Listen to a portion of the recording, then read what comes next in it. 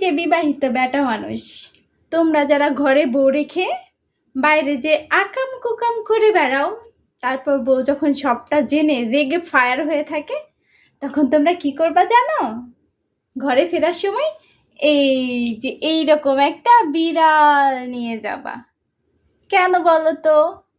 তারাও বলতেছি, কারণ বিড়াল নিয়ে গেলে বিড়ালটা অবশ্যই বিড়াল ভালোবাসে না এরকম মানুষ খুব কমই পাওয়া যাবে, তো আবার মেয়ে মানুষ।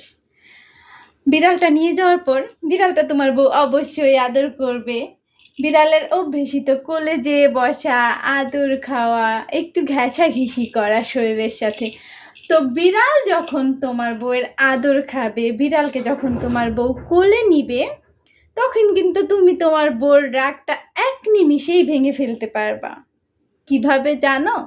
ওয়েট, বলতেছি। বিড়ালটা যখন তোমার বউয়ের হাতের উপরে উঠে বসবে, তখন কৌশলে বউয়ের হাতটা খপাত করে ধরে ফেলতে পারবা, ধরে বউয়ের রাগটা একটু হইলেও কমাইতে পারবা।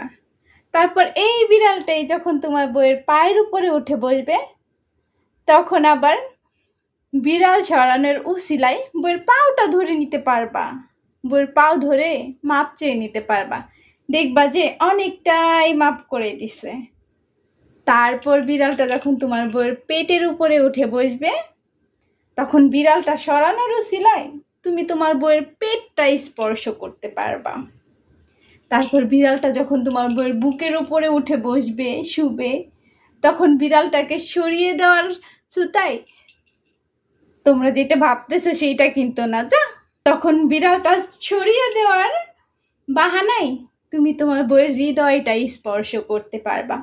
আর বুঝো, হৃদয় স্পর্শ করতে পারলে তো সবকিছু ঠিকই হয়ে গেছে। হৃদয় স্পর্শ করা মানে সব কিছু স্পর্শ করা। স্বপ্ন এমন করে না, ও না সরি, তুমি তো আমার ডাম্পি রানী। ডাম্পি রানী এমন করে না আমার সোনা পাখি। বইয়ের রাগ ভাঙানোর এই আইডিয়াটা তোমাদের কাছে কেমন লাগলো সবাই অবশ্যই কমেন্ট করে জানাবা। টাটা।